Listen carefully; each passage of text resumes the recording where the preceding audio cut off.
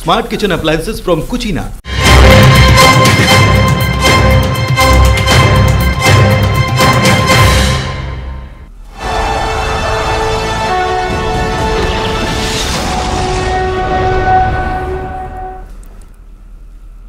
नमस्कार, बहुत स्वागत है आपका इस बुलेटिन में। मैं हूं आपके साथ अवंतिका श्रीवास्तव। चुनावी महासंग्राम पर सबसे पहले चर्चा। मध्य प्रदेश में विधानसभा चुनाव के लिए प्रचार का शोर थम चुका है। कल प्रत्याशी अब डोर टू डोर कैंपेनिंग के लिए जुटे हुए हैं।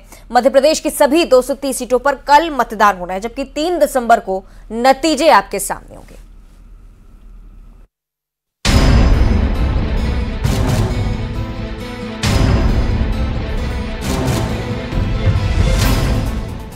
मध्य प्रदेश में चुनाव प्रचार थम गया है। प्रत्याशी अब डोर टू डोर लोगों के बीच जनसंपर्क कर रहे हैं। एमपी में 6 सीटों पर शाम 3 बजे प्रचार थम चुका था। ये सीटें हैं बैहर, लांजी, डिंडौरी, परसवाड़ा, बिछिया और मंडला। बाकी की 224 सीटों पर शाम 6 बजे माइक बंद हो गया। लोकतंत्र के महापर्व के लिए 17 नवंबर को वोटिंग होगी। नक्सल प्रभावित बालाघाट, डिंडौरी और मंडला जिले में वोटिंग सुबह 7 बजे से शुरू होगी और 3 बजे तक चलेगी। बाकी की सभी सीटों पर वोटिंग 7 बजे से शाम 6 बजे तक चलेगी। बीजेपी और कांग्रेस ने सभी 230 सीटों पर अपने उम्मीदवार उतारे हैं। ऐसे में कुल 2534 उम्मीदवार हैं जो इस बार विधानसभा चुनाव में अपनी किस्मत आजमा रहे हैं। वोटर्स की बात करें तो राज्य में मतदाताओं की कुल संख्या 5,61,36,229 है, जिनमें 75,304 सर्विस वोटर्स शामिल हैं। सामान्य मतदाताओं की संख्या 5,60,60,925 है, जिनमें से 2,88,25,607 पुरुष मतदाता तो 2,72,33,945 महिला मतदाता हैं। वहीं थर्ड जेंडर के वोटर्स की संख्या 1,373 है। कुल 230 सीटों पर मतदान के लिए चुनाव आयोग ने भी कमर कस ली है। प्रदेश में कुल 64,523 बूथ बनाए गए हैं। सुरक्षा के साथ ही शांतिपूर्ण मतदान के लिए निर्वाचन आयोग ने अपनी तैयारियां की हैं। वोटिंग के दौरान किसी तरह की कोई गड़बड़ी न हो, इस लिहाज से जिला प्रशासन को सतर्क रहने के लिए कहा गया है। तो प्रचार खत्म हो चुका है और बारी वोटर्स की है, जो 17 नवंबर को महापर्व के महाकुंड में अपनी आहुति देंगे, जबकि 3 दिसंबर को नतीजे आ जाएंगे। Bureau report, news 18।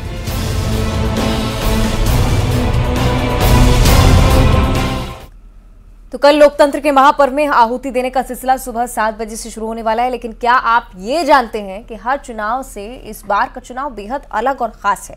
कैसे, इस रिपोर्ट से समझिए।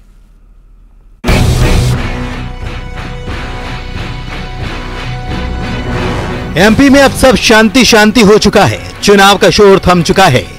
अब उम्मीदवार घर घर घूमेंगे और वोट मांगेंगे। लेकिन इससे पहले मध्य प्रदेश के चुनावी रण में धुरंधरों के बीच आरोप प्रत्यारोप और प्रचार का ऐसा महायुद्ध छिड़ा कि शायद ही पहले कभी ऐसा नजर आया हो। एक से बढ़कर एक सिपह सालार अपने खेमे को मजबूत करने के वास्ते पूरी ताकत लगाते नजर आए। इस बार चुनावी मैदान में कुल 2,534 उम्मीदवार अपना भाग्य आजमा रहे हैं, जिनकी किस्मत का फैसला 5,61,00,000 से ज्यादा मतदाता करने वाले हैं। चुनाव से पहले जो मुद्दा चुनावी था, वो चुनाव प्रचार के दौरान कभी गुम होता दिखा, तो वहीं कई नए मुद्दों का जन्म भी हो गया। मुद्दों की बात बाद में, लेकिन उससे पहले दिग्गजों के दम की बात। मध्य प्रदेश में चुनाव के रण को जीतने के लिए बीजेपी ने खूब जोर लगाया। सत्ता पर फिर से काबिज होने के वास्ते टिकट वितरण के लिए प्रचार के रण तक नई नई रणनीतियां अपनाई गई। सबसे पहले लिस्ट जारी करने की बात हो या फिर मैदान में उतरे उम्मीदवार हों, बीजेपी ने सबको चौंकाया।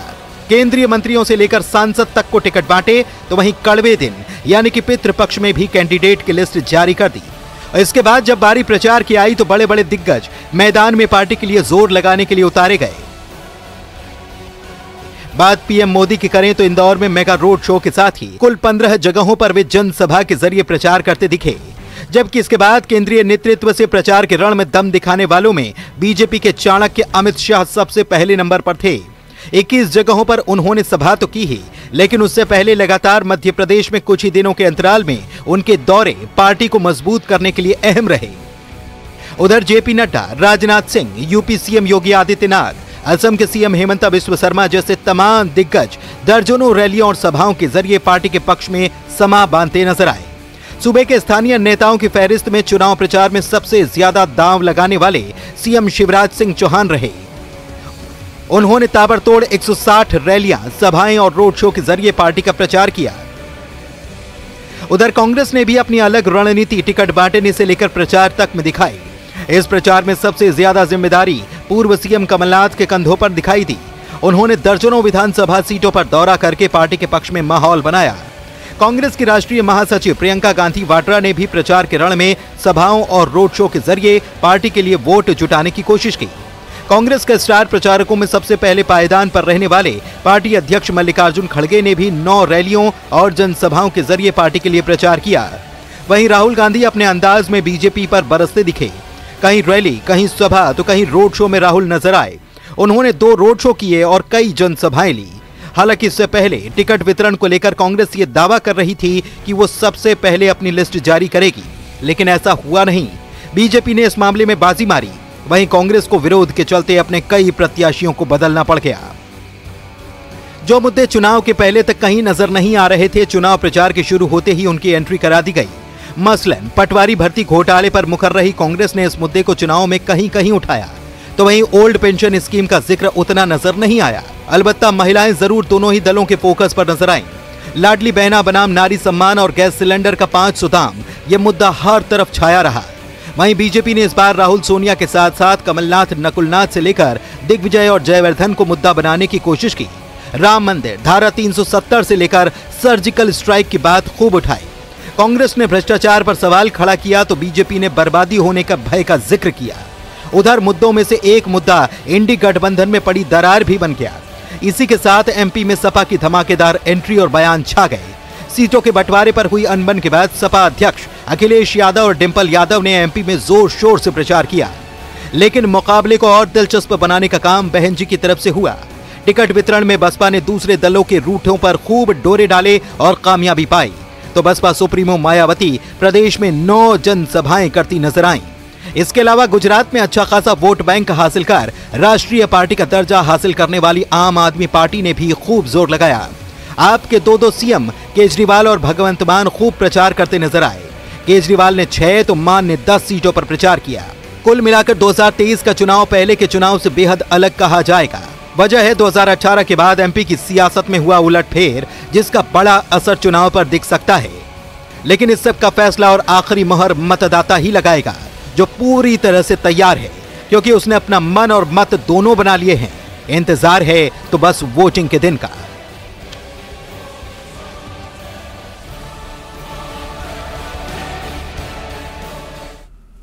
और अब जिक्र करेंगे रतलाम जिले का, जहां मतदान को लेकर तैयारियां पूरी हो चुकी हैं। शहर के आर्ट एंड साइंस कॉलेज से मतदान दल रवाना भी हो चुके हैं। सैलाना और जावरा की सरकारी कॉलेज से भी आसपास के विधानसभा क्षेत्रों के लिए मतदान सामग्री निकल चुकी है। 10,000 से ज्यादा अधिकारी, कर्मचारी और पुलिसकर्मी मतदान की प्रक्रिया को संपन्न कल करवाने वाले हैं। इसकी तैयारियां अपने स्तर पर पूरी तरह से दुरुस्त होती हुई आपको ये भी बताएं कि जिले के 1200 से ज्यादा मतदान केंद्र तैयार हैं, जिसमें अधिकांश पिंक बूथ हैं और उत्कृष्ट मतदान केंद्र भी इस बार बनाए गए हैं।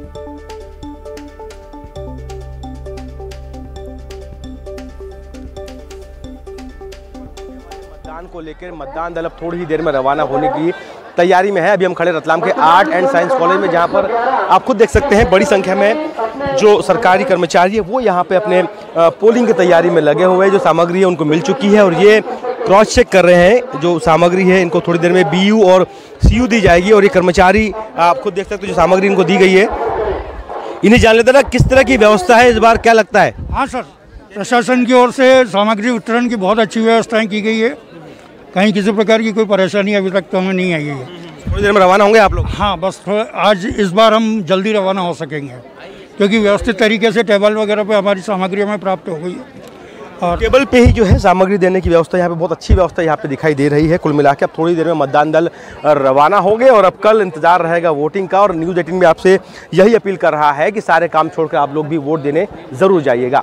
कैमरामैन नरेंद्र के साथ सुधीर जैन, न्यूज़ 18 रतलाम। और मतदान की होने वाली प्रक्रिया को लेकर भोपाल कलेक्टर की तरफ से एक बयान सामने आया है। उन्होंने बताया कि सभी मतदान कर्मियों को 3 चरणों में ट्रेनिंग दी गई है। आज उन्हें सामग्री वितरण के लिए रवाना किया जाना है। आपको ये भी बताएं कि भोपाल जिले में 110 पोलिंग बूथ्स पर महिलाएं जिम्मेदारी संभाल रही हैं। 120 आदर्श पोलिंग बूथ बनाए गए हैं। मतदान प्रतिशत बढ़ाने के लिए स्वीप योजना के तहत विभिन्न कार्यक्रम भी चलाए गए हैं। अधिक मतदान होने वाले मतदान केंद्रों के कर्मचारियों को सम्मानित भी किया जाना है। प्रदेश में कल मतदान हो रहा है। मतदान को लेकर क्या तैयारियां की गई हैं राजधानी भोपाल में? कि हमारे साथ कलेक्टर साहब मौजूद हैं। सर, किस तरह की पूरी तैयारियां हैं और क्या प्रक्रिया रहने वाली है? देखिए, आज अभी हम लोग जो सामग्री वितरण केंद्र है उस पर खड़े हुए हैं और लगभग 15,000 के आसपास टोटल जो हमारे अधिकारी कर्मचारी हैं वो इस पोलिंग प्रोसेस में भोपाल जिले में लगे हैं। सभी की कम से कम 3 ट्रेनिंग हम लोगों ने करा दी थी और अभी यहाँ पर सभी लोग आकर अपनी अपनी सामग्री चेक कर रहे हैं और अभी उनको ईवीएम प्रदान करेंगे। सारी बसेस की व्यवस्था हो गई है और हमारा ऐसा मानना है कि लगभग 12 बजे तक हम लोग सभी पोलिंग पार्टीज को रवाना कर देंगे। जो भी मतदान केंद्र हैं उन पर भी हमारी सारी व्यवस्थाएं हैं। सुरक्षा के पूरे इंतजाम कर दिए गए हैं। जो संवेदनशील केंद्र हैं उनके लिए अलग से व्यवस्था, सेंट्रल पुलिस फोर्स की व्यवस्था करी गई है और इसके साथ साथ माइक्रो ऑब्जर्वर और वेबकास्टिंग की भी हमारे द्वारा सुविधा दी गई है। बहुत ही शांतिपूर्ण ढंग से और निष्पक्ष चुनाव यहाँ पर संपादित किए जाए। कुछ मतदान आदर्श मतदान केंद्र भी बनाए गए हैं। कुछ मतदान केंद्र ऐसे हैं जिन पर पूरी जिम्मेदारी महिलाएं संभालेंगी। हमारे 111 ऐसे टोटल मतदान केंद्र हैं जहां पर पूरी जिम्मेदारी महिलाएं संभालेंगी और ये पहली बार इतनी बड़े संख्या में हो रहा है। इसके साथ साथ लगभग 120 के आसपास आदर्श मतदान केंद्र भी हमारे द्वारा बनाए गए हैं और इनके अलावा भी जहां पर हमें लगता है कि 3 से अधिक पोलिंग लोकेशंस हैं वहां पर भी टेंट और कुर्सियों की व्यवस्था हमारे द्वारा करी गई है। सर, मतदान को बढ़ाने के लिए किस तरह के प्रयास किए गए और क्या लगता है किस तरह के परिणाम देखने को? देखिए, मतदान बढ़ाने के लिए शुरू से ही हमारी जो स्वीप की टीम है वो बहुत सारे प्रयास कर रही है। जब अपना नाम जुड़वाने का था उस समय हम लोगों ने फ्री में मूवी टिकट की घोषणा करी थी। अगर कोई व्यक्ति छूट गया था अपना नाम जुड़वाने से, अगर उसका नाम नहीं जुड़ा था तो वो हमारे द्वारा लाया गया था। अभी भी हम लोगों ने सभी बीएलओज और सेक्टर ऑफिसर्स को नगद राशि का पुरस्कार घोषित किया है। अगर उनके यहाँ पर वोटिंग परसेंटेज हाईएस्ट रहता है अपनी असेंबली में, कुल मिला के लगभग 13-14 लाख रुपए हमारे द्वारा इसके लिए पुरस्कार स्वरूप दिलाए जाएंगे।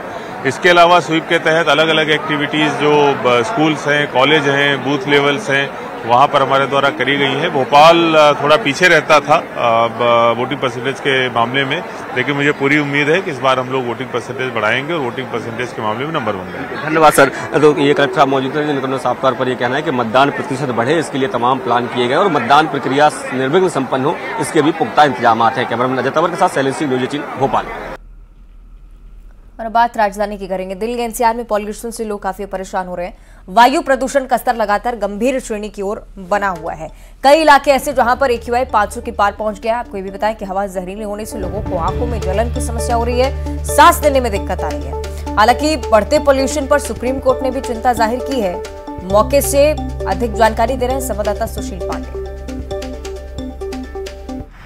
दिल्ली एनसीआर में लगातार प्रदूषण से लोगों को राहत मिलती हुई नजर नहीं आ रही है। सबसे बड़ी वजह है कि दीपावली के बाद से लगातार जो एयर पोल्यूशन इंडेक्स है वो कहीं ना कहीं लगातार बढ़ा हुआ है। सबसे ज्यादा अगर बात करें एयर क्वालिटी इंडेक्स की तो वो लगभग 400 के पार न केवल दिल्ली में बल्कि नोएडा, गाजियाबाद, मेरठ, इन तमाम इलाकों में प्रदूषण का जो स्तर है वो लगातार बिगड़ा हुआ है।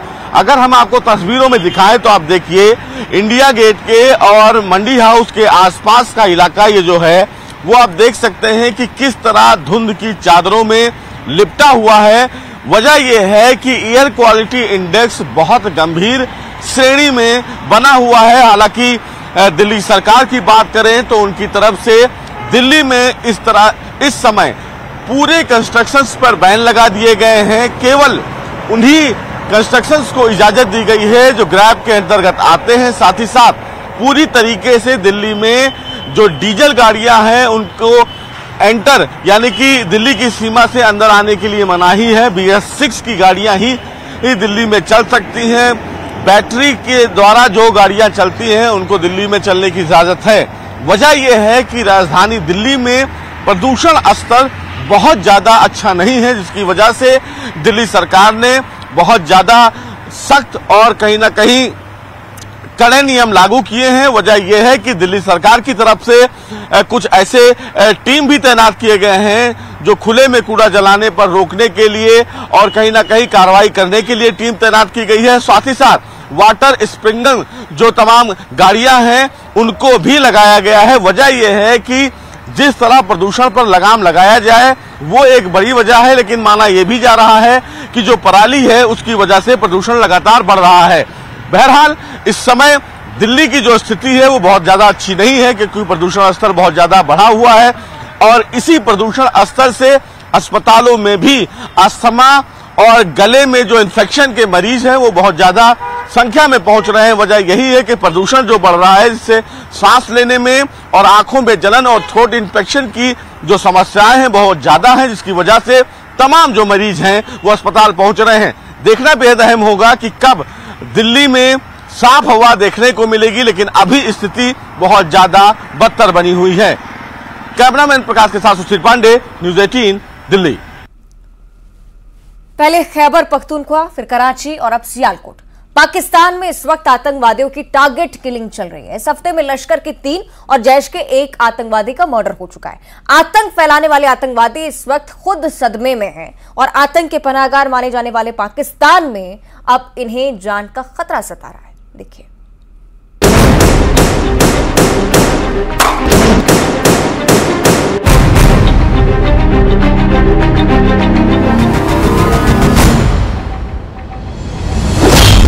हिंदुस्तान के दुश्मनों का पाकिस्तान में खात्मा।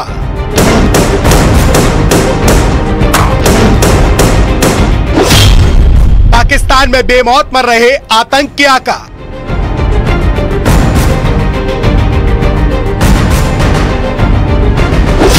सड़कों पर दौड़ाकर आतंकवादियों का मर्डर।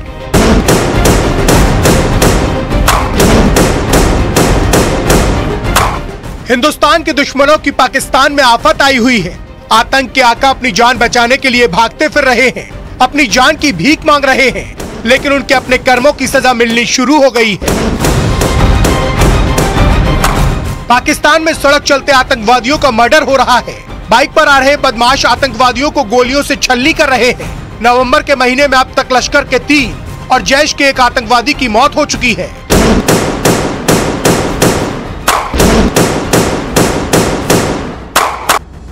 कल पाकिस्तान के सियालकोट इलाके के खोखंड चौक पर बदमाशों ने आतंकवादी संगठन लश्कर के 2 आतंकवादियों मोहम्मद निजामिल और उसके साथी नैमुर रहमान की गोली मारकर हत्या कर दी। इस गोलीबारी में आतंकवादियों का तीसरा साथी गंभीर रूप से घायल हो गया।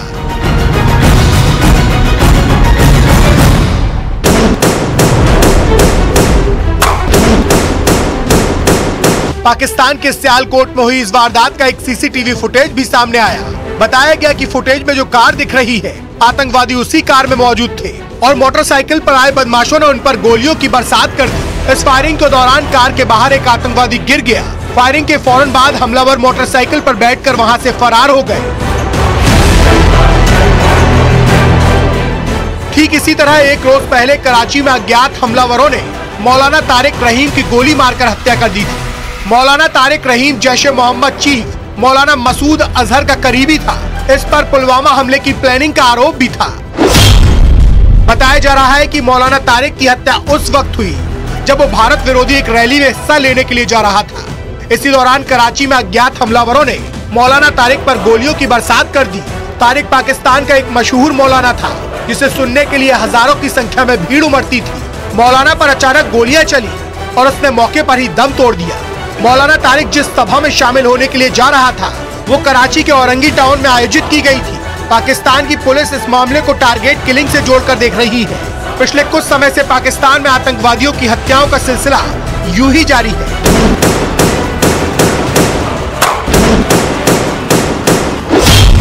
पिछले दिनों लश्कर-ए-तैयबा के आतंकी अकरम खान उर्फ अकरम गाजी को खैबर पख्तूनख्वा के बाजौर में ढेर कर दिया गया था। पिछले महीने यानी अक्टूबर में आतंकी शाहिद लतीफ की हत्या पाकिस्तान में कर दी गई थी। इसके पहले सितंबर के महीने में लश्कर के टॉप कमांडर रियाज अहमद उर्फ अबू कासिम की हत्या हुई थी। इसी साल फरवरी में हिजबुल के आतंकी बशीर अहमद पीर उर्फ इम्तियाज आलम की हत्या की गई थी। फरवरी के महीने में ही पाकिस्तान में अल बद्र के पूर्व कमांडर सैयद खालिद रजा की गोली मारकर हत्या कर दी गई थी। मार्च के महीने में भारत में मोस्ट वांटेड आतंकियों की लिस्ट में शामिल सैयद नूर शालोबार की भी खैबर पख्तूनख्वा में हत्या कर दी गई थी।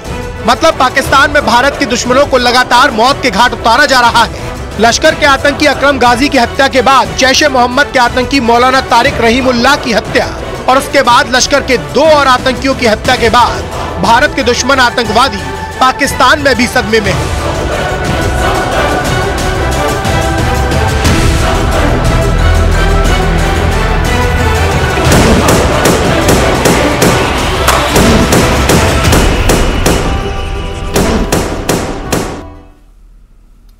और बात करेंगे भारत की। सेमीफाइनल का मुकाबला और भारत की जीत पर सीएम शिवराज सिंह चौहान ने पटाखे फोड़कर जश्न मनाया है। भारतीय टीम के फाइनल में पहुंचने पर मुख्यमंत्री शिवराज सिंह चौहान ने पटाखे फोड़े, सीएम हाउस में जमकर जश्न मनाया। तस्वीरें आप देखिए। सीएम ने भारतीय टीम को फाइनल के लिए भी शुभकामना संदेश दिया है। ये तस्वीरें देर रात की सेमीफाइनल में विजय हासिल करने पर भारतीय टीम को शुभकामनाएं। और तेज गेंदबाज मोहम्मद शमी के अच्छे प्रदर्शन के बाद पैतृक गांव सहसपुर अलीनगर में खुशी की लहर है। उनके परिवार को उम्मीद है कि इस बार टीम इंडिया विश्व कप पर जीत जरूर हासिल करेगी। तस्वीरें उनके पैतृक गांव की है, अलीनगर का ये नजारा। मोहम्मद शमी का शानदार प्रदर्शन, 7 विकेट चटके हैं सेमीफाइनल के इस मुकाबले में और उसके बाद वर्ल्ड कप को लेकर उम्मीदें और ज्यादा बढ़ती हुई।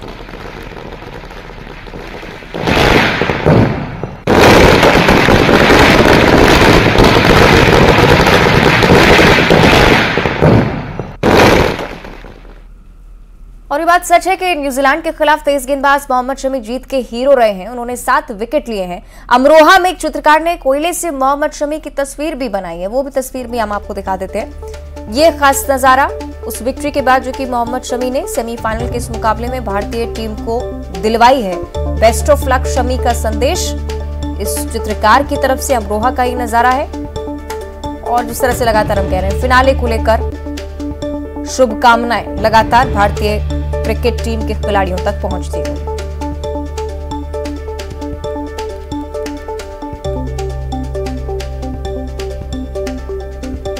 मोहम्मद शमी की तस्वीर अमरोहा के एक चित्रकार ने बनाई है। बेस्ट ऑफ लक शमी का ये संदेश। और दूसरी तरफ ये तस्वीरें आप देखिए अलीनगर की, जो पैतृक गांव है मोहम्मद शमी का, और यहां पर भी आतिशबाजी कर जमकर उत्साह मनाया गया सेमीफाइनल के इस मुकाबले पर जीत हासिल करने को लेकर। और आने वाले समय में इसी फोर्स के साथ इंडियन टीम मैदान में वर्ल्ड कप जीतने के लिए उतरेगी, यही उम्मीदें देश के हर कोने से। और इसी के साथ बुलेटिन में इतना ही। देखते रहिए न्यूज़ 18।